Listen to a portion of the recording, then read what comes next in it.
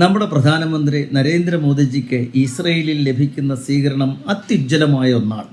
അത് ഇസ്രയേൽ ജനതയുടെ ഏറ്റവും വലിയൊരു നന്ദി പ്രകടനമാണ്. കാരണം എന്തെന്ന് വെച്ചാൽ ഇസ്രയേൽ ജനത ഒരിക്കൽ അവരുടെ സ്വന്തം നാട്ടിൽ നിന്ന് മാറ്റി ഓടിക്കപ്പെട്ടു. അവർ ലോകത്തിലെ വിവിധ ഭാഗങ്ങളിലേക്കൊക്കെ ചിതറി ഓടി. അക്കൂട്ടത്തിൽ കുറേ ആൾക്കാർ ഇന്ത്യയിലും വന്നു. അതിനുശേഷം ഇസ്രയേൽ രാജ്യം രൂപീകരിച്ചതിന് ശേഷം ഈ രാജ്യങ്ങളിൽ നിന്നെല്ലാം ഇസ്രയേൽ ജനത തിരികെ സ്വന്തം നാട്ടിൽ വന്നു. അവിടെ ഒരു മഹാസമ്മേളനം കൂടി. ആ സമ്മേളനത്തിൽ വെച്ച് ഓരോരോ രാജ്യങ്ങളിൽ നിന്നും വന്നവർ അവരുടെ അനുഭവങ്ങൾ പങ്കുവച്ചു. ഇന്ത്യയിൽ നിന്നും വന്ന ജൂതരൊഴികെയുള്ളവർക്കെല്ലാം വെറും പീഡനത്തിൻ്റെ കഥകൾ മാത്രം പറയാനുള്ളപ്പോൾ അവിടെ ഉണ്ടായിരുന്ന മറ്റ് ആൾക്കാരെ മുഴുവൻ ഞെട്ടിച്ചുകൊണ്ട് ഇന്ത്യയിൽ നിന്നും തിരിച്ചെത്തിയ ജൂതന്മാർ പറഞ്ഞ അനുഭവം അത്ഭുതകരമായിരുന്നു. ഇന്ത്യയിൽ ഞങ്ങൾ ഇന്ത്യക്കാരെക്കാട്ടിലും കൂടുതൽ സ്വാതന്ത്ര്യത്തോടും സൗകര്യങ്ങളോടും കൂടിയാണ് ജീവിച്ചത്. ഞങ്ങളെ അവരുടെ സ്വന്തം സഹോദരങ്ങളെ പോലെയാണ് ഭാരതത്തിലെ ജനങ്ങൾ സ്വീകരിച്ചത്. കാരണം നമ്മുടെ സിദ്ധാന്തം അതിഥി ദേവോ ഭവ എന്നുള്ളതായിരുന്നു. അതേ രീതിയിൽ അതിഥികളെ പോലെയായിരുന്നു അവരെ നമ്മൾ സ്വീകരിച്ചത്.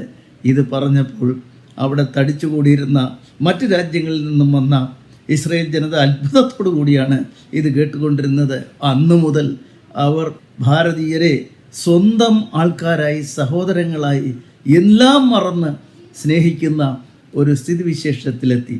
അതിൻ്റെ ഫലമായിട്ടാണ് കാർഗിൽ യുദ്ധത്തിൽ ഇന്ത്യൻ പട്ടാളം കുന്നിൻ മുകളിൽ നിന്നുള്ള പാകിസ്ഥാൻ പട്ടാളത്തിൻ്റെ ആയുധത്തിന് ഇരയായി മരണം വരിക്കേണ്ട സ്ഥിതി വരുമ്പോൾ ഇസ്രയേലിൽ നിന്ന് ലഭിച്ച ഈ റഡാറുകളിൽ, അതായത് നാവിഗേഷൻ സംഘടിപ്പിച്ച റഡാറുകളിലൂടെ പാകിസ്ഥാൻ പട്ടാളക്കാർ പതിയിരിക്കുന്നിടം കണ്ടെത്തി അവരെ വെടിവെച്ചു കൊന്ന് ഇസ്രയേൽ പട്ടാളം ഉൾപ്പെടെയാണ് പാകിസ്ഥാൻ പട്ടാളക്കാരെ വെടിവെച്ചത്.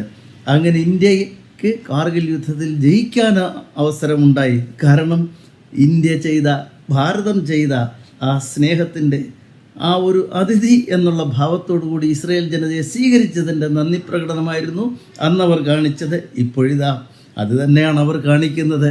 കാരണം ഒരിക്കൽ ഒരു നന്മ ചെയ്താൽ ആ നന്മയുടെ ഫലം എക്കാലവും നിലനിൽക്കും എന്നുള്ള ഒരു വലിയ സത്യം കൂടിയാണ് ഇസ്രയേൽ നരേന്ദ്രമോദിജിക്ക് ലഭിക്കുന്ന അത്യുത്സാഹത്തോടു കൂടിയുള്ള ഹൃദയംഗമായിട്ടുള്ള ഈ സ്വീകരണവും എല്ലാ ആദരവുകളും എല്ലാമെല്ലാം.